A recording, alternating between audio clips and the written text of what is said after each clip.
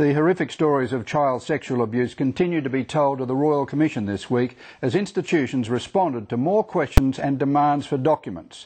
At the Catholic Church's Broken Bay Diocese, information was being handed over about one priest who is now behind bars for his crimes.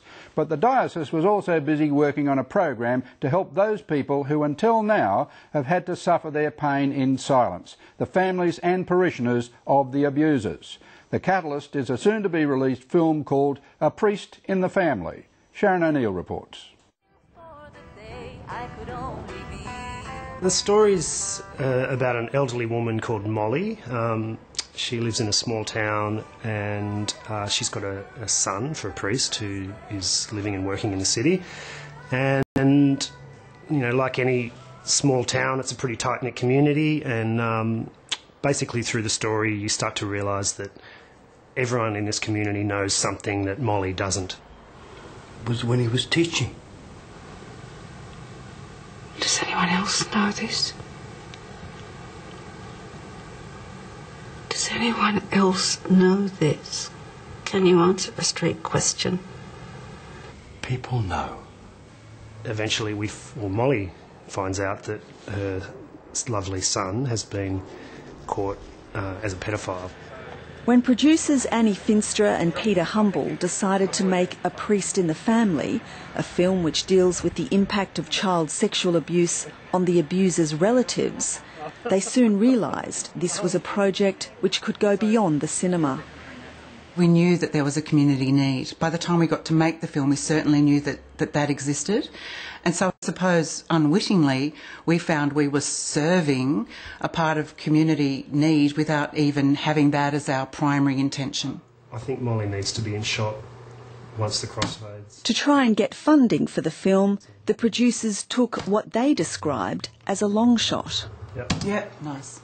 We decided to write a letter to every diocese in the country, and just to gauge their response, to let them know what we were doing, to let them know what the story was about. I think 90% we didn't hear anything. We got a small number of thanks but no thanks, and we got one phone call from the Diocese of Broken Bay. We were talking about how we might engage with this issue in the diocese when we received a letter from the directors of A Priest in the Family asking for some financial support.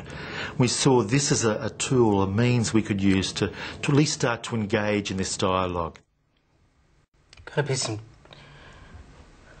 details in the paper, and I just wanted to warn you myself. Don't worry about me, Frank.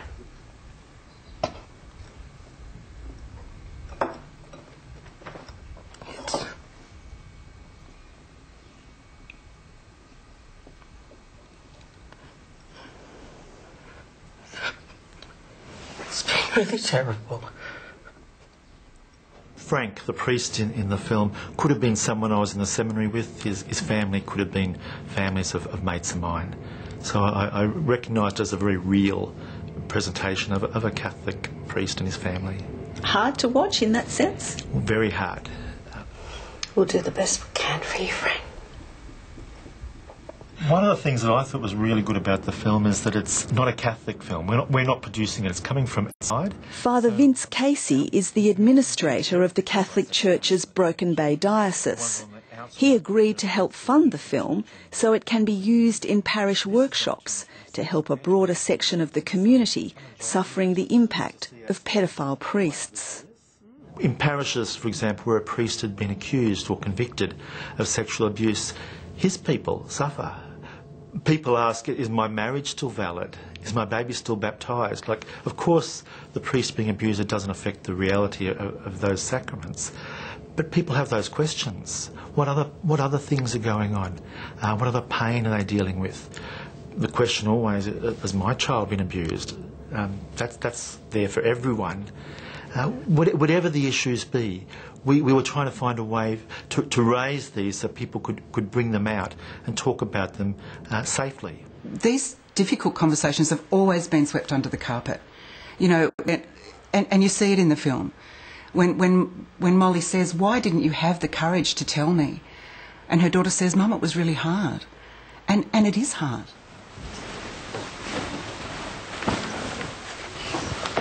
It's just the worst thing. Did you tell the boys? Yeah, well, I had to because...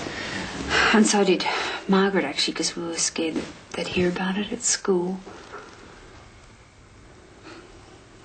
And you didn't think I would hear? No one wanted to say it to you, Mum. Have you ever been in a situation where you've had to have discussions with the family members of a priest who's been either accused or found guilty of abuse? Sadly, yes. With some sisters of one of our priests, yeah. And how difficult was that? Extremely difficult, because when I spoke with them, they're still coming to terms with what has happened. It doesn't make sense to them. Their brother, their adult brother, this just doesn't fit. Hello everyone, welcome.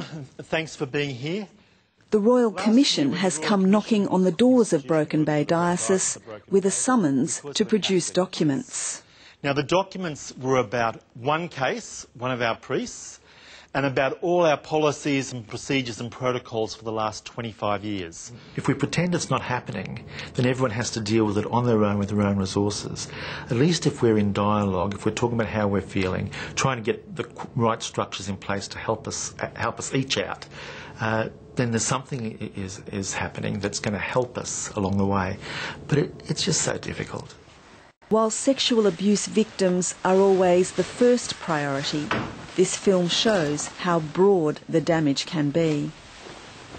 These are like hidden casualties. We never hear of these people in the public conversation, and I think that's what this story does. It sort of provides that nuance that's missing. If you have anything like that happening with you... Father Casey says he's confident the diocese has the reporting protocols in place to deal quickly with any new cases of sexual abuse that may arise. But he also knows that the impact of the sins already committed is far from over. Things have changed so much. Trust, which used to be presumed, can no longer be presumed. It has to be earned, has to be won. And I suppose just by being open and honest and as caring and compassionate as we can, and seeking justice wherever it's needed, that's all we can try to do. Thanks, Sharon O'Neill. Environmentalists say a growing wild horse population